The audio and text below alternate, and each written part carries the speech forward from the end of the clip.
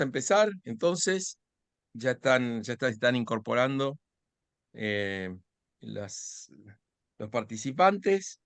Eh, Bienvenidos a todos a este seminario del OSIT, a esta presentación sobre un análisis sobre la ofensiva de verano en Ucrania, en la guerra ucraniana, digamos, éxito o fracaso es la pregunta, y el análisis va a estar a cargo de dos especialistas yo digo, de lujo para todos nosotros, el teniente general retirado Claudio Pascualini y el coronel veterano de la guerra de Malvinas, también retirado, Horacio Sánchez Mariño, ambos miembros del OSIT, así que la idea hoy, la idea es analizar los aspectos tácticos, los aspectos del desarrollo de la ofensiva, y luego también vamos a tener una discusión sobre el marco y el contexto internacional en el cual esto ocurre, y una análisis sobre hacia dónde va esto, ¿no? Que en el fondo, digamos, hace ya 20 meses de guerra llevamos, ¿no, Claudio y Horacio? 20 meses de algo que empezó como una operación especial, que era un paseo por el parque, y termina siendo digamos, con un Putin que se presentaba como un liberador de una región y de reivindicador, y ahora es realmente hemos tenido reuniones, ¿no, Claudio, en el OSID, también con representantes de ONGs de Ucrania, y que aparece Putin como un gran demoledor, ¿no?, de todo aquello que no puede obtener, demoliéndolo, y además con gravísimas acusaciones sobre violaciones a los derechos humanos. Así que la guerra continúa ya, y no es absolutamente, ha escalado a niveles muy elevados. Así que, y lamentablemente también, luego de 20 meses, es como una suerte de, bueno, va ocurriendo, ocurre, esto está pasando en algún lugar del mundo, digo, desde la perspectiva argentina, lo cual también es muy penoso, ¿no? Muy triste que, digamos, que nos parezca o nos estemos acostumbrando. Así que bueno, les agradecemos a todos los participantes. Como siempre, pueden escribir está el sitio de preguntas y respuestas, está el sitio de chat, y mientras hacemos la presentación, luego va a haber los disertantes van a responder a las preguntas, ¿sí? Así que sin más, entonces podemos empezar. Claudio, buenas Bueno, tardes, muchas gracias, bienvenido, Alejandro. un gusto tenerte. Agradecer a todos los que nos están acompañando hoy. Especialmente quiero agradecer a Alexander Slipchuk, que desde Ucrania nos está siguiendo en este análisis de la contraofensiva. También al coronel Terán Cortés de Bolivia. Y veo también algunos cadetes que estuve en el colegio militar, hoy ya coroneles, que nos están acompañando. Así que gracias a todos por estar presentes. Y vamos a tratar en esta hora de evaluar esta contraofensiva ucraniana. Contraofensiva que se inició el 24 de junio, esto es, hace aproximadamente 4 meses y medio. Estamos hablando de 138 días de combate de contraofensiva. ¿Y por qué tomamos esta fecha para la evaluación? Porque se evaluaba que aproximadamente para el 20 de octubre, o sea, para el día de hoy, ya el mal tiempo iba a estar afectando las operaciones en Ucrania, la famosa Rasputicia, el lodo, las intensas lluvias, y eso va a provocar indudablemente que esta contraofensiva se lentifique. Esta contraofensiva, vamos a apoyarnos en un mapa para que se pueda entender mejor.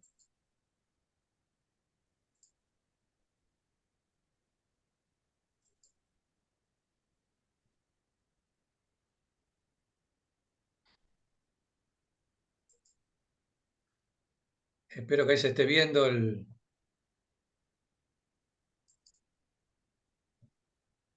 mapa. Bueno, este es el frente que tienen actualmente las tropas rusas y las tropas ucranianas. Son 1.100 kilómetros en los cuales hay contacto entre ambas fuerzas, lo cual lo hace extremadamente complicado. Es una distancia muy grande. Aún así, durante estos 4 meses y medio han habido pocos movimientos. Esta imagen, un poco más oscura que la que sigue, muestra cómo estaba todo al inicio de la contraofensiva. Esta un poquito más clara muestra al día de hoy. Prácticamente el frente no ha variado salvo unos pocos kilómetros cuadrados que después marcaremos, pero fíjense que más o menos las líneas de contacto siguen siendo medianamente las mismas. Para ver más de cerca la zona de operaciones vamos a usar este mapa agrandado de la zona de contacto y marcamos dos ejes principales de avance de los ucranianos, uno que va de Robotini hacia Melitopol y otro de la zona de Staromayorsk hacia Berdiansk. En el resto del frente prácticamente ha habido ataques de aferramiento. No ha habido intención de las fuerzas ucranianas de avanzar, salvo en Bakhmut, donde hubo algunos avances que veremos más adelante, pero que son más por debilidad de las defensas rusas, porque retiraron tropas de ahí para reforzar el sur, que por la intención de los ucranianos de avanzar en esa zona, si bien es una zona muy simbólica para ambos ejércitos. Para esto los ucranianos emplearon 9 brigadas, la mayoría con material occidental, más de 30.000 hombres de los 69.000 que fueron formados por ejércitos occidentales. Estados Unidos solamente formó 15.000 de estos. Y como un análisis inicial podemos decir que Ucrania conquistó 390 kilómetros cuadrados en estas operaciones, pero también perdió 190 kilómetros cuadrados, con lo cual le queda un saldo a favor de estos 4 meses y medio de contraofensiva de 200 kilómetros cuadrados. ¿Qué objetivo perseguían con esta contraofensiva? Indudablemente el objetivo de máxima era cortar al terreno, al territorio ocupado por los rusos, llegar hasta el mar de Azov, al puerto de Berdiansk, o por lo menos a Melitopol, y a lo mejor sin tanto optimismo, por lo menos haber alcanzado la zona de Tokmak, que está acá a mitad de camino entre Robotine y Melitopol, como también algún objetivo secundario importante. Vamos a ver ahora con algunos mapas de detalle qué se ha ganado y qué se ha perdido en estos 4 meses y medio de contraofensiva. En la zona norte, así estaba la zona norte antes de iniciarse la contraofensiva, así está la zona norte el día de hoy. Muy pocos cambios, apenas en algún sector intermedio, en esta parte donde los rusos ganaron algunos pocos kilómetros, y en esta parte, en un ataque que hicieron hace un mes con muchas fuerzas, pero con poco éxito en dirección hacia Kupiansk. Pero yendo para adelante y por atrás, por los mismos mapas, fíjense que no hay grandes movimientos más que en esas zonas que yo les marqué, sino básicamente estamos viendo la misma línea de frente. Si vamos más al sur, ya abarcando las zonas de Kremina y se ve ya algo de Bakhmut, también no han habido muchos movimientos.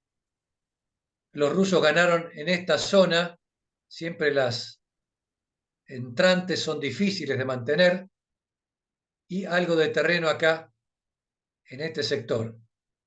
Fuera de eso, si movemos los mapas van a ver que no ha habido otros movimientos. Comparando mapas se ven que esos sectores son los únicos en donde ha habido una pequeña ganancia de parte de los rusos. Yendo más al sur, ya abarcando la zona de Bakhmut, Advirka, que las veremos después en los mapas más de detalle, y la zona que más me interesa que veamos acá, que era esta saliente que había de los ataques rusos previos a la contraofensiva, y que es donde en esta contraofensiva los ucranianos han logrado recuperar bastante terreno. Fíjense, toda esa saliente que había, los rusos la han perdido. es uno de los sectores donde han avanzado bastante las fuerzas ucranianas, pero en los últimos, diría yo, 2 meses prácticamente no ha habido mucho más movimiento.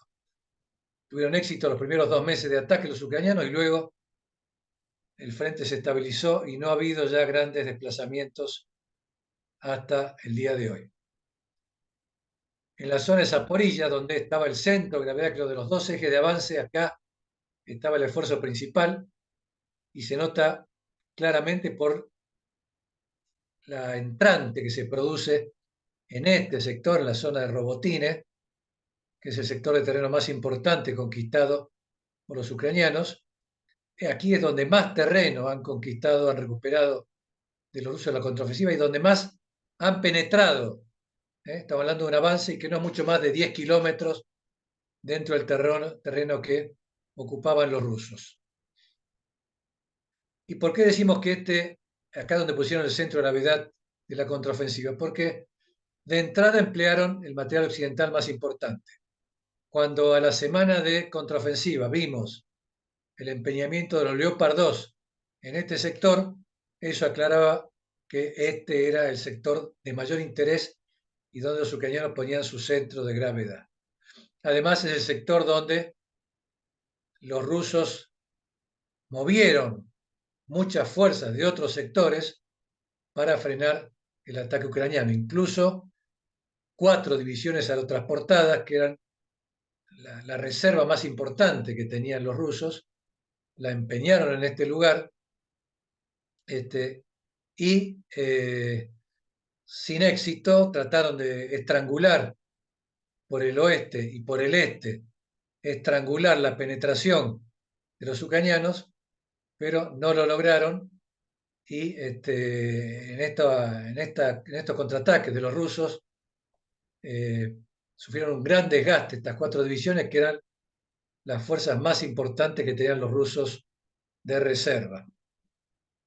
Pero sí lograron con este fuerte contraataque frenar la penetración ucraniana, que luego de estas contraofensivas rusas no han tenido mayores avances hasta el día de hoy en este sector.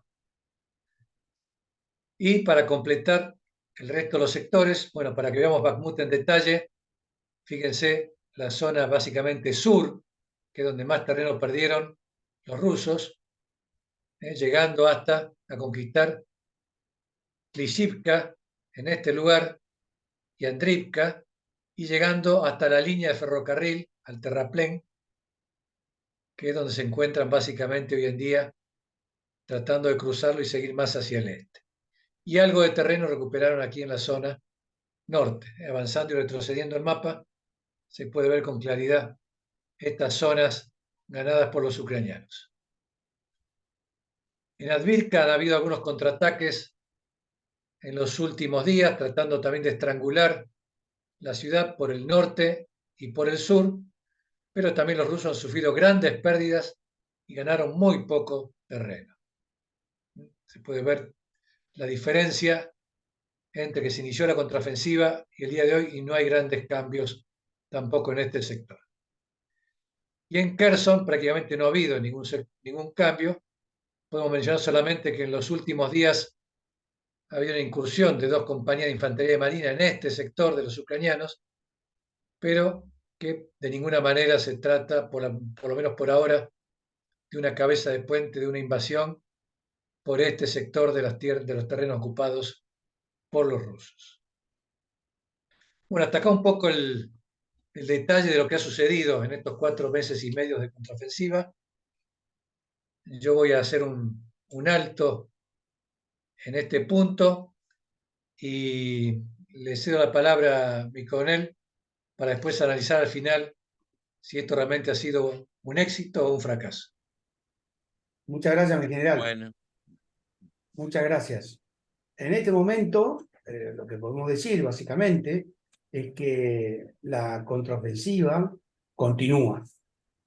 No se ha frenado y está moviéndose. Y la exposición del teniente general ha sido sumamente clara con respecto a los avances y movimientos que hay en el terreno de estas operaciones militares.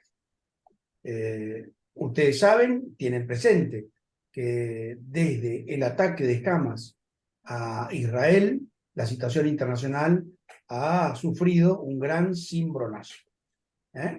Y eso hizo pensar a muchos en la doxa que Israel concitaría toda la atención por parte de los Estados Unidos y de Occidente, y eso iría en detrimento, digamos, del apoyo a Ucrania en la guerra.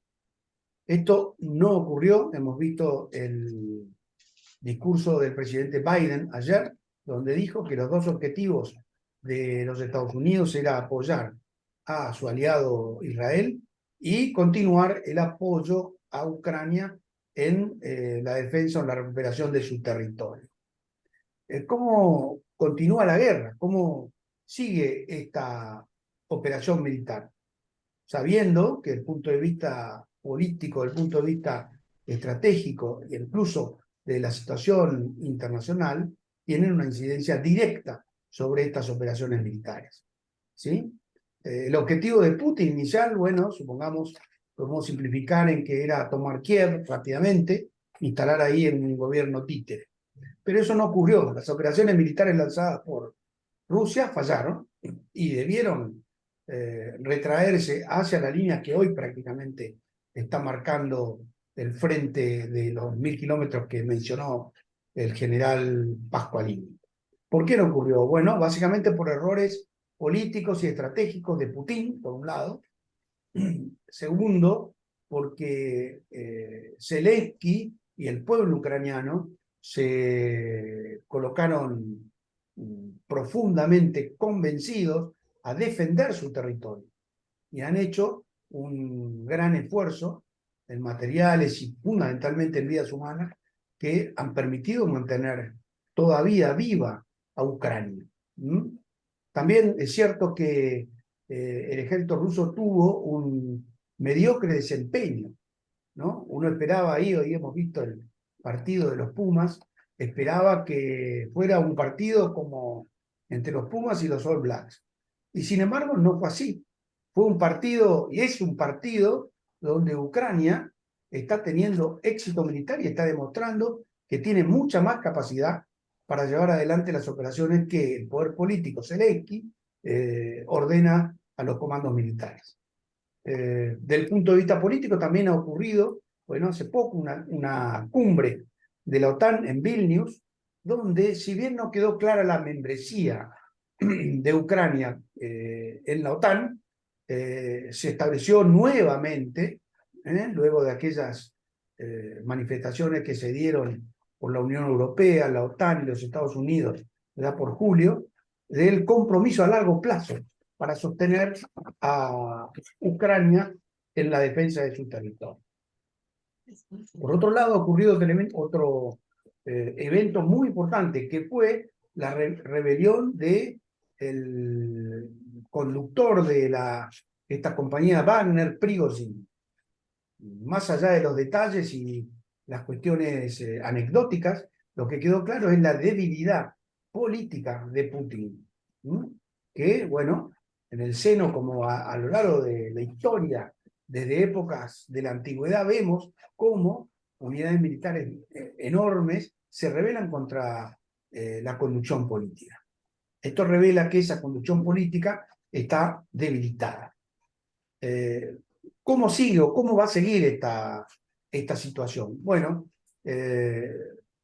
representantes de la Rand Corporation han dicho hace poco que esta es una guerra que es imposible de ganar. Bueno, este es un término muy estricto que tiene, por supuesto, muchos matices.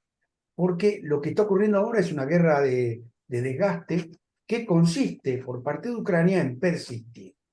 ¿Cómo? Bueno, atacando las bases logísticas, las bases de apoyo, las bases de control de Rusia, y al mismo tiempo, como bien explicó el general Pascualini, atacar las posiciones rusas, ¿sí? Ahí vemos que están utilizando ventanas de oportunidad y buscando áreas propicias que permitan que estas operaciones tengan éxito. Luego, creo yo que vendrá otra fase, otra etapa de la operación, teniendo en cuenta todas las dificultades que han tenido para atravesar los enormes campos minados que Rusia se encargó de colocar en toda la región. Esta tarea de ingenieros demuestra también la falta de personal por parte del ejército ruso, porque han debido cubrir enormes áreas de terreno con minas, ¿sí? Esto demuestra también que Rusia tiene un control a medias, porque al mismo tiempo que tiene que conducir las operaciones, tiene una gran cantidad de población, en muchos casos ucraniana. Tiene también Rusia serias dificultades de comunicación. En este sentido, es dable mencionar que hoy se habla de la guerra de la comunicación como uno de los elementos fundamentales de cualquier conflicto bélico. En ese sentido, Ucrania ha demostrado una gran capacidad para moverse dentro de la situación bélica. Por ejemplo, el presidente Zelensky, inmediatamente de producido el ataque de Hamas, se presentó espontáneamente en la sede de la OTAN para, por supuesto, mencionar el apoyo que Ucrania daba a Israel frente al ataque terrorista. Esta operación empezó con un error, como mencionamos, pero en el momento en que estamos viviendo, está produciendo esta contraofensiva que seguramente avanzará, y si pasa a la otra etapa, probablemente se produzca una derrota rusa, que por supuesto sería una catástrofe. Ya Rusia demuestra también su debilidad, buscando apoyo en Corea del Norte, buscando apoyo en China y en Irán, fundamentalmente en municiones, en drones. Esto demuestra también una debilidad por ese equipo de los All Blacks que venía a vencer muy fácilmente al equipo de Ucrania. No hay nuevos sucesos por parte de Putin, que es observado detalladamente por todo el mundo a partir de aquella acusación del Tribunal Penal Internacional de crímenes de guerra, lo cual prácticamente es una media derrota, o es un gol de media cancha para quienes están llevando la guerra contra Rusia, porque obviamente está poniendo la decisión rusa de invadir Ucrania en su justa medida. Entonces, podemos decir que hasta desde el punto de vista militar y en la parte táctica que bien hemos visto, podríamos decir estamos en una situación de no avance o de avance lento o de desarrollo lento. Pero bueno, ese desarrollo lento forma parte también del agotamiento de los dos agonistas en el desarrollo militar, con la dificultad para reponer munición, con la dificultad para reponer material y fundamentalmente para reponer el manpower, es decir, las tropas en el terreno. Al respecto vemos una diferencia muy grande también que se debe mencionar. Rusia no tiene ningún inconveniente en utilizar sus tropas de la manera que sus comandantes determinen. Ucrania, en este sentido, demuestra una adopción muy directa del concepto occidental del cuidado de las bajas, del cuidado de las vidas humanas. Cualquiera hubiera dicho, y cualquier analista podría haber esperado, deben ir al frente, deben aprovechar el momento, etc. Ucrania ha sido muy cauteloso, muy medido, y cuando se encontró con las posiciones defensivas que debió enfrentar, los campos minados y demás, avanzó con absoluta cautela, cuidando al máximo, o tratando de cuidar al máximo a sus hombres. Acá, entre los dos bandos, hay también diferencias que son irreconciliables. Muchos analistas optimistas y con buenas intenciones piden, bueno, ya está, hay que ir a negociar. Pero es muy difícil que llegue esa instancia de negociación. Yo podría decir fácilmente, si Putin cede, lo matan. Si Zelensky cede, probablemente pierda su carrera, probablemente se produzca una crisis política en Ucrania. Si la OTAN cede, pierde de manera muy profunda una credibilidad. Y para la OTAN la credibilidad, como para cualquier alianza militar, es fundamental. Vemos en Ucrania el concepto tan conocido, el de la extraña Trinidad. ¿Sí? El pueblo que no cede, el ejército que aún pelea, el gobierno que no cede. Y entonces esa decisión política de defender la soberanía territorial sigue vigente. En cuanto a Rusia, podemos decir que el pueblo es indiferente, salvo en sectores radicalizados. El ejército ha tenido una performance mediocre y Putin, por supuesto, no puede ceder. Ambos bandos están en circunstancias diferentes. La OTAN, Occidente, han demostrado un apoyo incondicional a Ucrania a largo plazo. Entonces, podríamos decir que si bien la negociación hoy no es posible, la victoria es todavía improbable, pero está en marcha una contraofensiva que es lenta, probablemente se haga más lenta con el invierno que viene. Se espera una guerra larga, aquellos que esperan un armisticio, que es decir, un cese de fuego con condiciones muy formales y demás, yo creo que deberían olvidarse de eso. Van a venir muchos meses de gente que está peleando en un terreno muy difícil, agotados. Han aparecido, por supuesto, escándalos en Ucrania y que produjeron cambios en la conducción de la defensa. Algunos amigos de Europa me dicen que algunas deserciones se produjeron también en Ucrania, que es un fenómeno novedoso. Pero lo más importante es que la fricción, esas dificultades que tienen ambos bandos para obtener sus objetivos, están notándose cada vez más. Se puede pensar qué podría detener a Putin. Es muy difícil, por esto que decimos que una derrota militar sería su fin, hasta incluso su fin físico. Pero sí, lo que se está logrando y que se está manteniendo en estos 20 meses es que se le niega la victoria a Putin. Esto es digamos, gran situación, una situación muy, muy positiva para Ucrania. Sabemos también que Ucrania no puede negociar porque ha establecido perfectamente sus objetivos políticos. Ucrania va por todo, a recuperar el terreno de Donbass, Luhansk, a recuperar Crimea. Y sabiendo la debilidad de Putin en todas estas condiciones, yo creo que esa lógica de los objetivos políticos ucranianos se van a mantener. También Putin va por todo. Hemos visto que han volado la represa de Kakhovka, inundando todo un sector enorme, sin pensar en la población civil.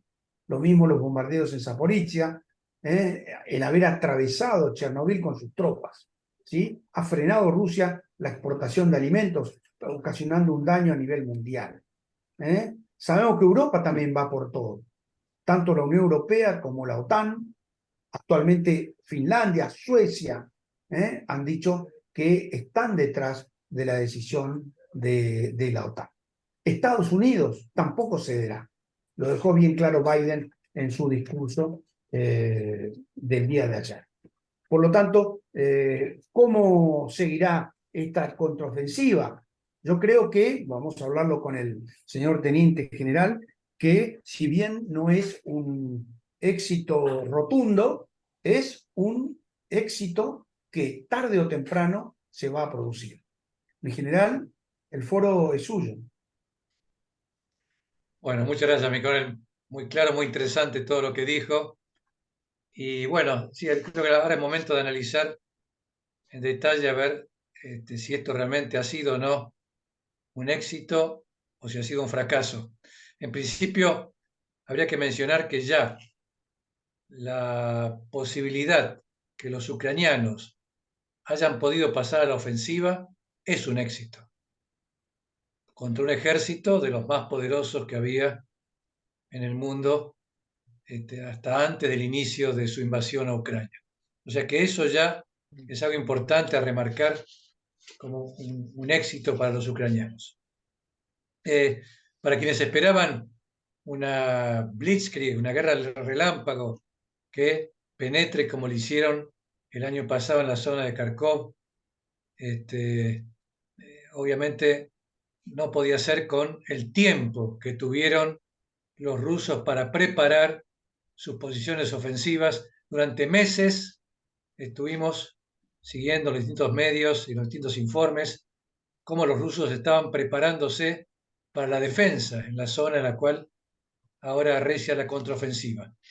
Eso dejaba en claro que no íbamos a tener un avance rápido, una ruptura y una rápida ganancia de terreno como algunos esperaban con esta contraofensiva. Por lo tanto, a lo que nos está llevando esto es a una guerra de desgaste. Básicamente lo que estamos viviendo es una guerra de desgaste. Las defensas rusas están concebidas en profundidad. O sea que no han preparado una línea defensiva de 1, 2 kilómetros, 3 kilómetros de profundidad, que una vez superada implica una ruptura, implica una explotación posterior. Acá lo que los rusos han construido es una sucesión de puntos fuertes, llámese trincheras, distintos búnkeres, túneles, sectores con apoyo mutuo y con una gran profundidad que inicia desde la zona donde chocaron inicialmente los ucranianos hasta decenas de kilómetros en profundidad. Esto no significa que todas estas zonas están ocupadas por fuerzas rusas. Los rusos están desplegados en primera línea, con reservas, y van ocupando las distintas posiciones en profundidad a medida que los ucranianos van logrando ir penetrando y superando estos difíciles obstáculos que han colocado los rusos, especialmente los campos minados, que eran inmensamente grandes, algunos de los cuales los reforzaron durante las operaciones con lanzadores de minas, lo cual significa que donde no había campos minados, en pocas horas podía generarse un nuevo campo minado. Esto hace entonces que la ruptura sea muy difícil, muy complicada. Y la guerra de desgaste se da precisamente por estos intentos de ir superando metro a metro el espacio ocupado por los rusos y la cantidad de personal y de material que cada uno va apostando en este combate. Los rusos básicamente han organizado una defensa que podemos llamarla activa o elástica, con muchos contraataques también, o sea que no es una defensa pasiva que solamente espera el avance ucraniano. Pareciera que los rusos tenían la orden de no ceder terreno o ceder el mínimo terreno indispensable.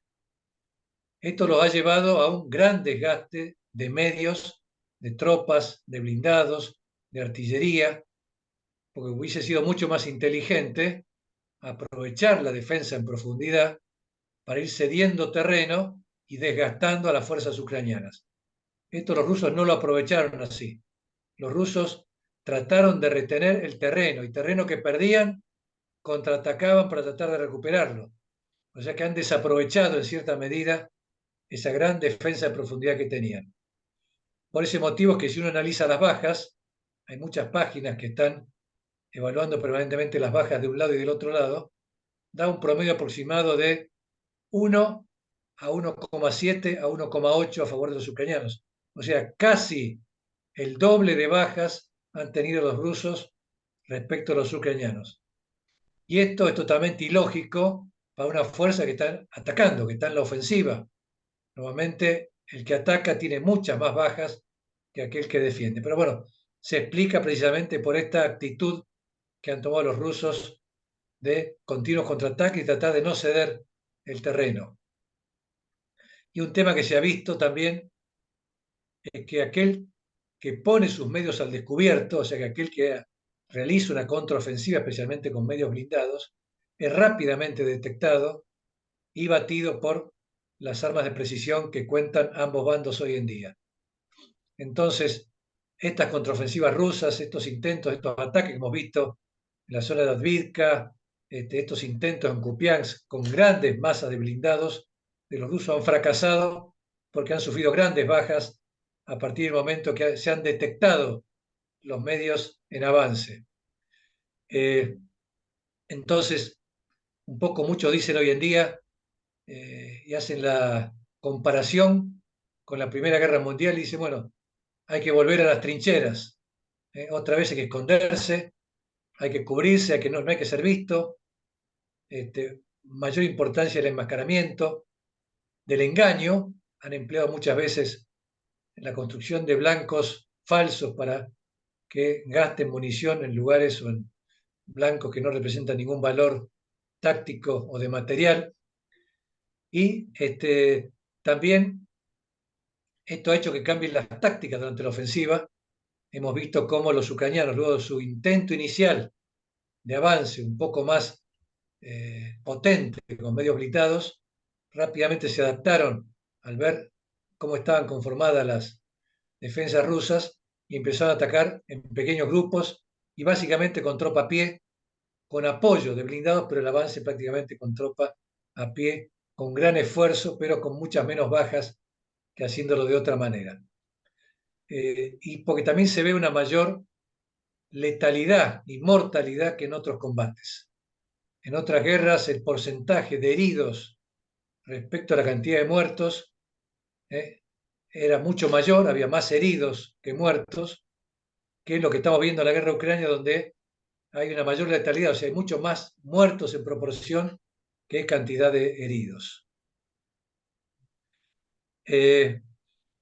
Bueno, y esto, un poco a colación de lo que decía el coronel Sánchez Mariño, también le ha permitido a los ucranianos tener menos bajas. Están cuidando realmente sus hombres, un bien escaso, y aparte porque cada vida obviamente cuenta.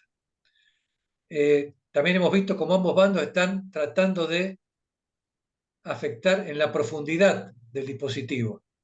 Están atacando, tratando de destruir la artillería, la logística, las vías de comunicación,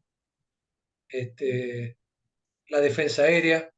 Entonces, permanentemente uno ve que hay mucho trabajo de bombardeo de precisión y de no tanta precisión también, a veces por parte de los aviones rusos, para tratar de afectar en profundidad. Esto, dentro de una guerra de desgaste, es algo básico y que vamos a ver y seguir viendo seguramente en los sucesivos días, semanas y meses. Y por eso que en definitiva, nosotros esta contraofensiva no tenemos que analizarla tanto por la cantidad de kilómetros ganados, sino que tenemos que analizarla por el desgaste provocado en el adversario. Y si analizamos la cantidad de bajas, como mencionaba recién, indudablemente los rusos han tenido un desgaste mucho mayor, incluida su reserva más importante, que eran las 4 divisiones aerotransportadas que ya han empeñado. Lo cual, si bien siguen teniendo mucha fuerza, lo han demostrado en los recientes ataques en la zona de Advitka, pero ya son fuerzas que no tienen tanta experiencia de combate, fuerzas con menor preparación y por lo tanto con los resultados que hemos estado viendo en el campo de batalla. Uno de los mayores éxitos que podemos marcar de la contraofensiva ucraniana ha sido el ataque sobre la base naval rusa en Sebastopol. No solo veamos el avance terrestre, sino que veamos en otros campos la contraofensiva, la acción que ha habido con misiles y con drones sobre la base naval de Sebastopol ha sido tal vez uno de los éxitos más grandes de esta contraofensiva. No solo por la destrucción que han causado en este puerto, sino porque han puesto fuera de combate varios buques, incluso un submarino de la flota rusa, y han obligado a que Rusia mueva muchos de sus navíos de guerra hacia puertos más seguros, hacia el este, más cerca de la zona de Rostov. Esto también ha sido algo muy importante logrado por la contraofensiva. Bueno, ¿qué podemos esperar a futuro que suceda? Ya lo marcaba recién el coronel Sánchez Mariño. Esta campaña va a continuar, no es que termina ahora con las lluvias, con la Rasputicia y con las dificultades que va a haber seguramente para mover munición, para mover la logística, con consecuencia que muchos caminos se van a embarrar y van a dificultar el transporte. Esto va a continuar con menor ritmo de avance, con menor intensidad, obviamente con más tropas a pie, pero va a continuar. Y mientras el balance de fuerzas no lo permita, seguirá este avance lento. Si en algún momento ese balance de fuerzas se desequilibra debido a que alguno de los dos contendientes flaquea en alguna zona con sus reservas, podremos ver un avance un poco más rápido en ese sector. ¿Qué podemos esperar de la entrega de los aviones F-16 o de los lanzadores ATACMS? Los ATACMS ya han sido entregados, una batería por parte de Estados Unidos con unos pocos cohetes, pero ya ha sabido su eficiencia en los primeros días de combate, de uso, que han logrado poner fuera de combate cerca de 9 helicópteros y algunos elementos de defensa aérea en la zona de Verdiansk. Estos permiten influir más en profundidad, con mucha precisión, sobre blancos, sobre lugares donde antes los rusos se consideraban a salvo y donde ahora van a tener que mover sus medios más todavía retaguardia, más lejos de la línea del frente, porque ya van a ser afectados por estos ATACMS. Y de los F-16, el efecto que se puede llegar a esperar, y siempre y cuando vengan con adecuados radares y material aire-aire que permita afectar medios aéreos a menor profundidad, es que puedan controlar el espacio aéreo con un radar también que permita ver cuando los aviones rusos vienen a lanzar sus bombas, que las lanzan desde una zona todavía segura, que la intervención de los F-16 haga que estos aviones rusos deban lanzar sus bombas más lejos todavía, con menor precisión, o que deban arriesgarse a ser derribados, como ha habido un par de derribos en los últimos días. Y ya para terminar y pasar a las preguntas, lo que siempre uno evalúa, bueno, ¿y cuándo va a llegar la paz? Algo ya comentó recién el coronel Sánchez Mariño. Creo que mientras los dos crean que pueden alcanzar sus objetivos militarmente, vamos a seguir viendo estos combates y va a seguir la lucha. Y este desgaste va a continuar. Ambas sociedades respaldan todavía la guerra, no están agotados. Como digo, los dos todavía se creen que pueden vencer al otro. Y bueno, ¿y a quién favorece que se prolongue esta guerra de desgaste? Un análisis rápido diría, Rusia tiene una capacidad industrial mayor, tiene muchos más habitantes que Ucrania.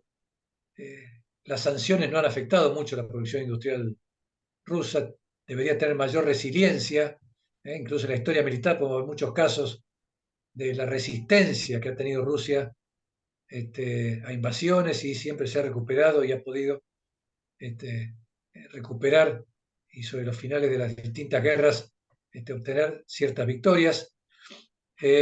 Ahora bien, esto puede cambiar, no es a veces tan lineal el razonamiento. Si, por ejemplo, los ucranianos, que ya lo han logrado, pudiesen mejorar la capacidad de sus drones para afectar algunos sectores industriales en la profundidad de Rusia, esta ecuación puede cambiar rápidamente, independientemente de, como se mencionaba recién, el apoyo que puede estar dando Irán y Corea del Norte con drones, munición, que demuestra en cierta medida la debilidad rusa en estos aspectos. Ya quedó claro que la guerra en Israel no va a influir en gran medida en los apoyos que da Occidente a Ucrania. Y bueno, en base a esto las negociaciones están lejos.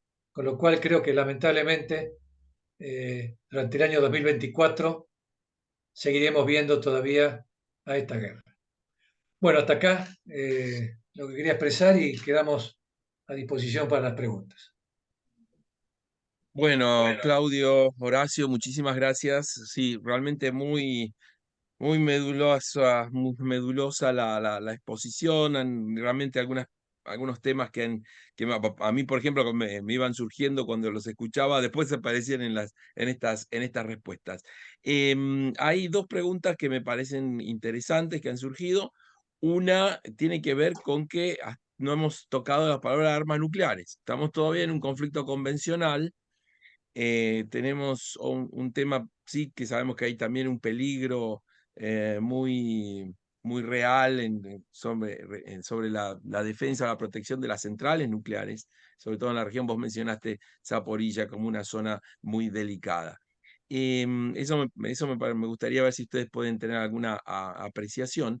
Y la otra, bueno, desde Ucrania preguntan si hay algún consejo que ustedes pudieran dar, que sé que ustedes son muy prudentes y cuidadosos, ¿no? Como hubo algunos otros que hemos escuchado desde la Argentina sin conocer la situación. Bueno, no sé, Micael, si quiere empezar. Sí, brevemente a nuestro amigo de Ucrania le diría que en Argentina algunos analistas han percibido esta guerra como difícil de sostener por parte de Ucrania. Y la contraofensiva y todo lo que está ocurriendo los ha demostrado que estaban equivocados. Tengo ahí algunos amigos que sigo que dicen que es imposible que pierda Rusia. Y sin embargo, Rusia no gana. ¿Mm? Entonces, lo que yo pensaría es recordar las lecciones a veces de la historia contemporánea. La Segunda Guerra Mundial, Inglaterra mantuvo durante 2 años la defensa de su isla frente al nazismo sin apoyo de nadie, solos. Ucrania está apoyada por todo Occidente, por la mayor potencia económica y militar del mundo, que es Estados Unidos, por Europa, que es una potencia económica y militar. Yo diría que acá hay que ser muy claro, la causa de Ucrania es la causa justa. ¿eh? La guerra que Ucrania está llevando adelante es perfectamente justa, mientras la invasión rusa rompe con todos los cánones de fundamentalmente la Carta de las Naciones Unidas. Una guerra de invasión. Así que yo diría que hay que persistir, sostenerse, aguantar y que el triunfo va a llegar. Creo que eso es fundamental porque, bueno, la causa de Ucrania es la causa prácticamente de todo Occidente. Eso yo creo que a la larga van a ganar. Van a ganar y van a recuperar todo su territorio. Con respecto a las armas nucleares, brevemente, creo que hemos tenido ya esta pregunta en otros encuentros. A mí me parece muy difícil que se llegue a esa instancia. Es posible que ocurra un accidente en Zaporizhia. Nuestro compatriota Rafael Grossi lo ha mencionado varias veces, ha llamado la atención de Rusia con respecto al cuidado de los bombardeos en esa zona. Es muy peligroso y eso, bueno, podría llegar a ocurrir. Yo creo que el empleo de un arma nuclear, allí no estoy tan de acuerdo con la opinión de muchos de nuestros colegas. Creo que es una situación que va a ser muy difícil que ocurra. Putin es un hombre educado durante la época de la Unión Soviética, en las más altas reglas de la conducción política, un miembro de la KGB, que era un factor político de mucho poder dentro de la Unión Soviética. Yo no creo que sea, a pesar de su a veces conducta de actor irracional, no creo que pierda esa, digamos, posibilidad de sostener un conflicto convencional y entrar a una guerra de otro carácter, porque eso sería entrar en otra dimensión que, bueno, porque por otro lado, Ucrania está al lado, es vecino de Rusia. Cualquier empleo nuclear inmediatamente, como afectó Chernobyl, el accidente, afectaría muy directamente al territorio ruso. Por lo tanto, yo creo que es una circunstancia que, bueno, Bernard Brodie, por ejemplo, ha escrito claramente las armas nucleares son armas que se construyeron para no utilizar. Son armas disuasivas y son armas que cuando se vio su capacidad destructiva, se vio que era imposible llevarlas a esa guerra absoluta que normalmente tiene en el campo de la práctica una imposibilidad muy grande de suceder. En general. Bueno, complementando, coincido, bueno, si empezamos por la parte del uso de algún misil nuclear táctico, coincido plenamente, no veo como algo probable. Debería ser una situación tan catastrófica para Rusia como, por ejemplo, que Ucrania invada territorio ruso o algo, cruza una línea roja realmente demasiado difícil de imaginar para que lleguen a la locura de emplear algún misil nuclear táctico. Esto lo ha empleado en algunos momentos de la guerra como una forma de amenaza, como una forma de tratar de frenar algún tipo de apoyo excesivo, a lo mejor de parte de Occidente, pero no creo que llegue a cruzar la línea roja, porque coincido que esas explosiones o esa explosión que se produzca, por más que sea táctica, va a afectar también a los mismos rusos, con lo cual tampoco desde ese punto de vista sería algo aceptable.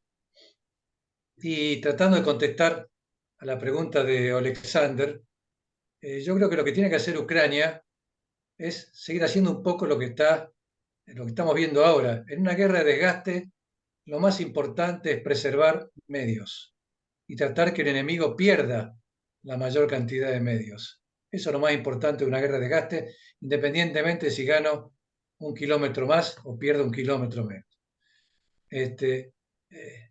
Queda claro que aquel que pone sus medios al descubierto para realizar una ofensiva, especialmente medios blindados, sufre grandes pérdidas.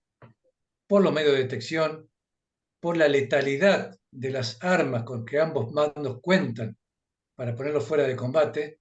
Entonces, creo que lo mejor que uno puede hacer en estos momentos es preservar los medios, seguir avanzando lentamente, asegurar cada kilómetro que gano, reforzarlo y esperar los contraataques y destruir los contraataques y luego seguir avanzando un poco más, pero de ninguna manera enloquecerse con grandes ofensivas blindadas que creo que todas las que se han tratado por parte de ambos bandos han fracasado por ese motivo.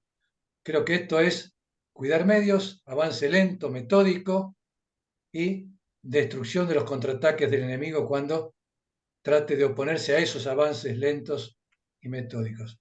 Y cuidar los medios. Y si se da la circunstancia en algún momento, como yo decía, en que las reservas del enemigo flaquean como consecuencia de ese desgaste, y yo veo que en algún momento estoy avanzando más rápido, encuentro menos resistencia, eventualmente en ese momento sí poner más medios como para aprovechar esas circunstancias. Pero si no, mientras tanto, continuar de esta manera, que es la forma como se gana una guerra de desgaste. Bueno, muchas gracias, Claudio. Yo, la verdad que aprovechando ahora los últimos minutos que nos quedan, se me ocurrían a medida que avanzaban ambas exposiciones, bueno, en principio respecto de las armas nucleares, creo que no, que es cierto, que no, parecería ser que no sé, ya no hay, no digo que no hay necesidad, ya no sirve el ardid de amenazar con el empleo de armas nucleares porque está claro que ambos bandos pierden. Por lo tanto, eso me parece que no va a prosperar y es muy peligroso para todos. Y que está claro, como bien vos decías, Claudio, en las líneas rojas es el territorio claramente ruso. Pero ahí yo pondría una duda, no tengo la respuesta, respecto de Sebastopol, ¿no? Si la intención de Ucrania es continuar la ofensiva ya sobre Sebastopol y recuperar todo, supongamos que se pudiera hacer, eso ya sería una zona complicada, ¿no? No tanto, no de la perspectiva de los ataques desde larga distancia, pero sí de la recuperación de ese territorio. Lo otro estaba pensando que es que extraña esta guerra, porque tenemos a David y Goliat inicialmente, ahora tenemos al Goliat que está siendo atacado por David. en un modelo que alguien pensaba. Yo me acuerdo en los primeros meses del conflicto con alumnos que me decían, bueno, no, esto es Finlandia, la finlandización de la guerra, y en realidad el que está atacando ahora es Ucrania, no Rusia. Por lo menos no se lo ve así. Y aquel que pudiera, Diego, uno podría decir, bueno, porque claramente, a ver, esto muestra algunos problemas que tiene Rusia, o al menos que los está escondiendo sus capacidades, es que aprovechando que Ucrania con menor cantidad de recursos humanos, ¿no? Está pasando a la ofensiva, podría utilizar, y dada la profundidad de las defensas, como bien explicaban ustedes, podría haber utilizado otros recursos en otras áreas para contraatacar en lejanos, en otros puntos, y aprovechar esas debilidades. Pero esto no está ocurriendo. Entonces es bastante, me parece, como un caso nuevo, ¿no? De una guerra que es convencional, que utiliza estos nuevos recursos, y donde realmente, a ver, el paraíso de la Primera Guerra Mundial. La infantería tiene que abrir el camino a los blindados, porque los blindados son atacados por la infantería. ¿No? Y la madre de todas de todas las armas, la artillería, está siempre presente. ¿Hay alguna reacción a este comentario mío? Por supuesto, A ver, como no Alejandro, miembro de las Fuerzas Armadas. Sí. Alejandro, son trincheras de la Primera Guerra Mundial, Mm. pero estamos usando tecnología del siglo XXI. O sea, hay una combinación extraña en esto. Claro, Tenés esas mismas sí. trincheras, pero estás empleando muchos Se llueven medios que son del drones. siglo XXI. O sea, hay Mm. un protagonismo tremendo de los drones, cosa que antes no se había visto. Los drones han cambiado totalmente esta guerra. Yo diría que eh, básicamente son los protagonistas, donde muchas trincheras son atacadas con drones. Estos Claro, drones merodeadores que van llegando a la trinchera donde descubren que hay personal, explotan, se suicidan, los drones suicidas, matando al personal que se encuentra dentro de ese sector de la trinchera. Por eso la importancia del enmascaramiento, del uso de redes. Las redes han cobrado nueva importancia no solo como enmascaramiento, sino como protección contra los drones. Entonces los drones chocan contra las redes y explotan contra las redes y no contra el personal, o no entran dentro de las claro. trincheras. O sea, estamos viendo también permanentemente medidas y contramedidas, medidas y contramedidas. Ambos bandos van aprendiendo, empezaron atacando con batallones, compañías, y ahora están atacando con pequeños destacamentos de asalto, tropas dispersas, grupos reducidos. O sea, han ido aprendiendo durante el conflicto a cómo preservar sus medios, cómo tener menos bajas. Entonces, hay toda una reconfiguración. Hay trincheras de nuevo como en la Primera Guerra, pero hay toda una reconfiguración de empleo de medios modernos y de doctrina de organización que no se empleaba en la Primera Guerra Mundial. Claro, Entonces, Yo es para analizar. agregaría, Alejandro, mi sí, general, que a pesar de todo hay paridad, como en la Primera Guerra Mundial, hay paridad entre ambos bandos, comparándolo, por ejemplo, a una guerra muy cercana en Nagorno-Karabaj, donde las tropas armenias hicieron grandes posiciones de defensa con tropas del servicio militar obligatorio, con armas soviéticas, etcétera, y fueron vencidas en prácticamente un mes. Estamos hablando del año 2021, ¿no? Que en un mes prácticamente esas defensas fueron desarticuladas por el ejército azerí. ¿Por qué? Bueno, por el uso de todos estos elementos tecnológicos que los armenios no poseían.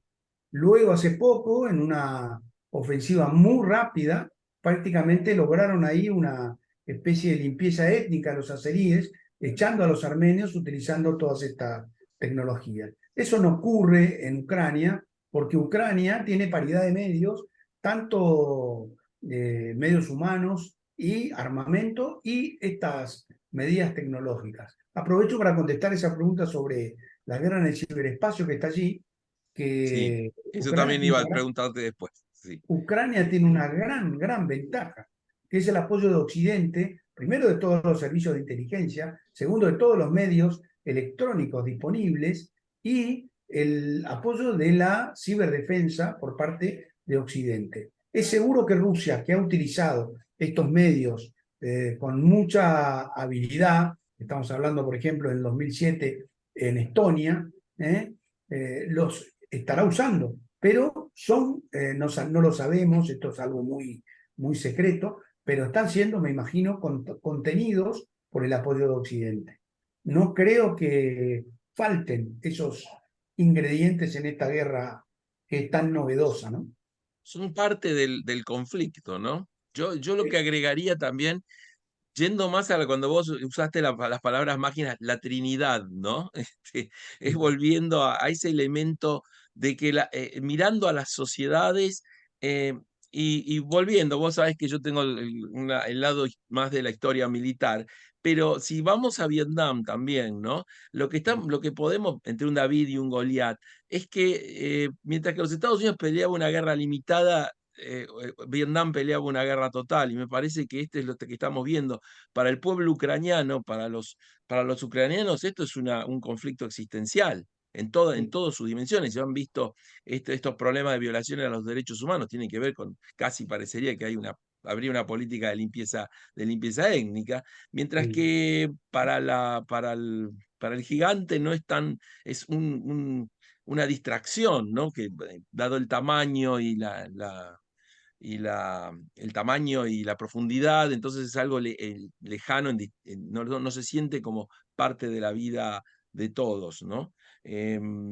Ahí a lo mejor aparecerán en el futuro papers y investigaciones sobre este tema, pero creo que eso también, ¿no? Así que me parece muy interesante que está, a ver, creo que este conflicto, desde la perspectiva de los analistas militares, está mostrando cómo sería un conflicto en el siglo XXI, que se pensaba que entre las mezclas de Robocop, de los robots, entre que venían los enjambres de drones o la electrónica, digamos, los medios digitales que lograban controlar la totalidad del espacio y la información, ¿te acordás, Horacio y Claudio, esos almirantes y generales que en los 90 decían, se acabó la niebla de la guerra? Me parece que eso justamente es lo que sigue, es lo que continúa, ¿no? Esto sigue estando presente, todos los elementos que llevan a la naturaleza de la guerra.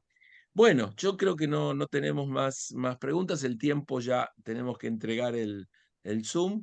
Quiero agradecerles a ustedes dos la preparación, la calidad de la presentación. Quiero agradecer a los participantes que nos acompañaron y también comentarles, como comenté en el chat, esta presentación se va a subir en el canal de YouTube de la Universidad UCEMA. Lo que pasa es que como en el canal suben muchos de todas las actividades que realiza la universidad, tienen que prestar atención al tema. A ver el título. Este es un seminario del OSID, Observatorio de Seguridad y Defensa. Así que bueno, muchísimas gracias. Gracias, ahí vemos los que nos saludan, y también los saludamos a ustedes y todo lo mejor para el país ante también nosotros que tenemos que enfrentar nuestros desafíos. Tras que no tenemos problemas, parece que los inventamos. Y nuestra solidaridad a Ucrania también. Así que bueno, un saludo muy grande y terminamos aquí y buenas noches a todos. Lo mismo, gracias a todos, gracias Santiago, Gustavo, que nos están siguiendo, a todos, y nos veremos, bueno, en la próxima conferencia del observatorio. Gracias, mi coronel, gracias, Alejandro. Yo, mi general. Gracias. Gracias.